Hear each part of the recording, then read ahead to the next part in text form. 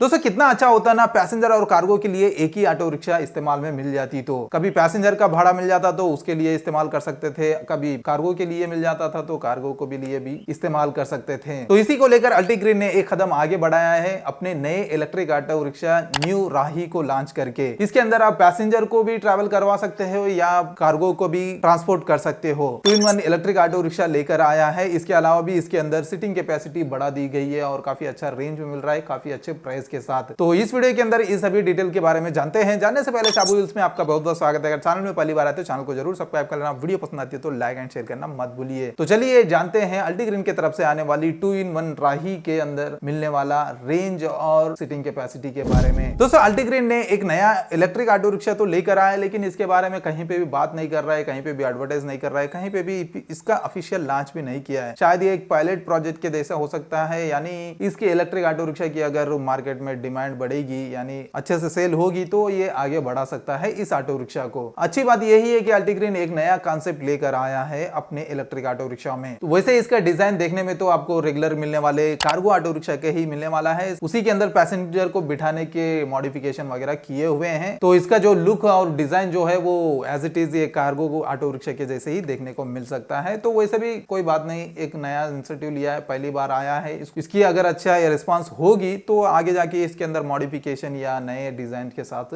आ सकते हैं। अगर हम इसके स्पेसिफिकेशन पे नजर डालेंगे तो L5 कैटेगरी के अंदर ही आती है, लेकिन इसके सीटिंग कैपेसिटी बढ़ा दी गई है। 5 पैसेंजर सीटिंग कैपेसिटी मिलती है, ड्राइवर की तो एज इट इज मिलने ही वाली है। तो जो रेगुलर ऑटो रिक्शा के अंदर 3 पैसेंजर की सीटिंग कैपेसिटी मिलती थी उसके अंदर ही अपन कितने बिठाते थे हमें पता है, और अभी इसके अंदर ऑफिशियली 5 सीटिंग कैपेसिटी मिल रही है पीछे साइड।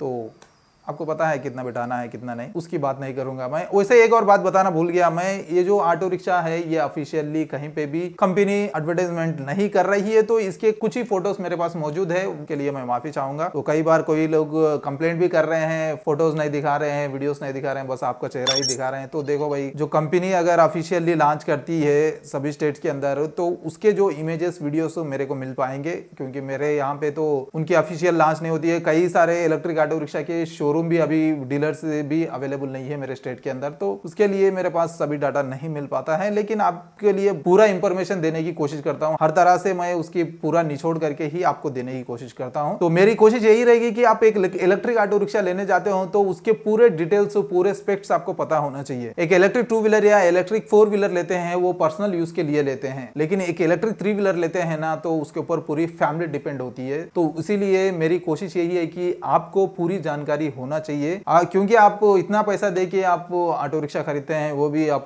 किस्तों में या ईएमआई में लेते हैं, और जो ईएमआई में लेते हैं ना वो उसको ना तो एक शोरूम प्राइस की पड़ी होती है ना तो ऑन रोड की प्राइस पड़ी होती है। जब ईएमआई में लेते हैं तो बहुत ही ज्यादा प्राइस हम पे करते हैं, जो हमें दिखता तो नहीं है, हर महीना बनते हैं लेकिन काफी ज्यादा अमाउंट हम पे करते हैं कंपनी को। तो इन सभी को ध्यान में रखते हुए ही मेरी कोशिश यही है कि आप पूरी जानकारी हासिल करें एक ऑटो रिक्शा लेने से पहले। तो इसीलिए ये चैनल मैं शुरुआत किया था, तो उसी के बलबूते पे मैं आगे चला रहा हूं। तो आपको पूरी जानकारी देने की पूरी कोशिश करता रहूंगा। फोटोस वीडियोस कई बार नहीं मिल पाती है तो उसके लिए मैं माफी चाहूंगा। वैसे बहुत बातें हो गई, अभी इसके ऊपर फोकस करते हैं। तो बीच में डिस्टर्बेंस हो गया है, उसके लिए भी माफी चाहूंगा। क्या हमें संडे के दिन लाइव करना चाहिए, ये सभी बातों के लिए आप नीचे कमेंट करके जरूर बताना दोस्तों। अगर आप कमेंट करेंगे तो मैं संडे लाइव आने की कोशिश करूंगा। तो कहां थे हम इसके सीटिंग कैपेसिटी के बाद? हाँ, सीटिंग कैपेसिटी इसके अंदर ऑफिशियली 5 सीटिंग कैपेसिटी मिल रही है। जो रेगुलर ऑटो रिक्शा के अंदर 3 पैसेंजर और एक ड्राइवर सीटिंग कैपेसिटी मिलती थी, तो इसके अंदर थोड़ी बढ़ा दी गई है। अगर हम इसकी बिल्ड क्वालिटी देखेंगे तो टॉप जो है वो सॉफ्ट टॉप ही मिलता है और मेटल से बनी हुई बॉडी मिलती है। और इसके अलावा 2130 mm का व्हील बेस मिलने वाला है, काफी अच्छा व्हील बेस दिया गया है। और इसके डायमेंशंस देखा जाए तो विड्थ वाइज 5.2 फीट की मिलती है और लेंथ में 10.9 फीट का मिलती है और हाइट वाइज 6.7 फीट की दी गई है। काफी अच्छा हाइट दिया गया है, जो कि रेगुलर कंटेनर जो मिलने वाला है कार्गो का उसी तरह से है। तो आप समझ सकते हो कार्गो ऑटो रिक्शा को ही एक तरह से पैसेंजर में कन्वर्ट करने की कोशिश की है अल्टीग्रीन ने। और इसके अलावा 220 mm का ग्राउंड क्लियरेंस दिया गया है। तो ये थे अल्टीग्रीन की राही के मेजरमेंट। इसके अलावा अगर परफॉर्मेंस देखा जाए तो 50 किलोमीटर पर आवर की टॉप स्पीड मिलती है, 8.25 किलोवाट की पीक पावर मिलती है और 810 Nm का व्हील टॉर्क मिलता है। तो इस पीक पावर और इस टॉर्क के साथ ही 18 डिग्री की ग्रेडेबिलिटी मिलती है। तो आराम से हम फ्लाईओवर्स वगैरह चढ़ सकते हैं फुल सीटिंग करवा के। और साथ ही साथ 146 किलोमीटर का सर्टिफाइड रेंज दिया गया है, जिसको देने के लिए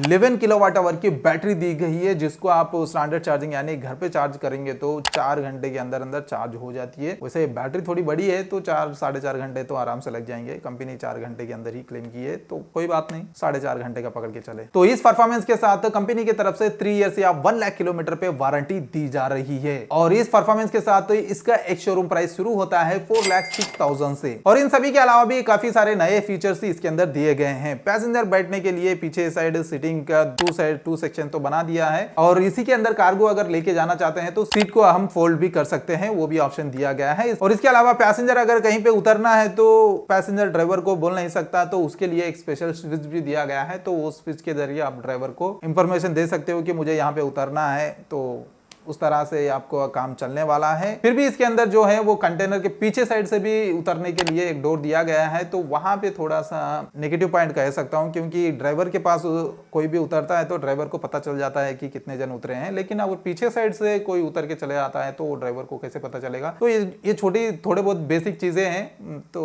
उसके बारे में ध्यान रखना चाहिए। वैसे ड्राइवर के बाजू में उतरने के लिए भी डोर दिया है, तो उसका भी इस्तेमाल कर सकते हैं। पीछे का डोर हम लॉक करके रख देंगे तो एक काम ही खत्म हो जाएगा। वैसे इस इलेक्ट्रिक ऑटो रिक्शा ज्यादातर रूरल एरिया में काम आ सकते हैं, क्योंकि रूरल एरिया जो गांव है, गांव से सिटी थोड़ी दूर में होती है, तो ज्यादा पब्लिक आती है तो ज्यादा कमाई भी होती है, तो वहां पे काम आ सकती है। इसके अलावा कहीं स्कूल ड्रॉप्स और लेबर ड्रॉप करने में भी हेल्प हो सकता है, और वैसे कार्गो का तो यहाँ पे ऑप्शन है, तो दोनों हाथ से कमाई कर सकते हैं। वैसे आप क्या सोचते हैं दोस्तों इस इलेक्ट्रिक ऑटो रिक्शा के बारे में? क्या इस तरह के इलेक्ट्रिक ऑटो रिक्शा मार्केट में आना चाहिए? अगर आएंगे तो आप लेने के बारे में सोचेंगे या नहीं, नीचे कमेंट करके जरूर बताना। तो उम्मीद करता हूं दोस्तों वीडियो पसंद आई होगी। अगर पसंद आए तो लाइक एंड शेयर करना मत भूलिए, और इसी तरह के इलेक्ट्रिक ऑटो रिक्शा के वीडियोस देखने के लिए चैनल को जरूर सब्सक्राइब कर लेना। तो मिलते हैं एक और नई इलेक्ट्रिक ऑटो रिक्शा के वीडियो के साथ। Until then bye bye and see you soon.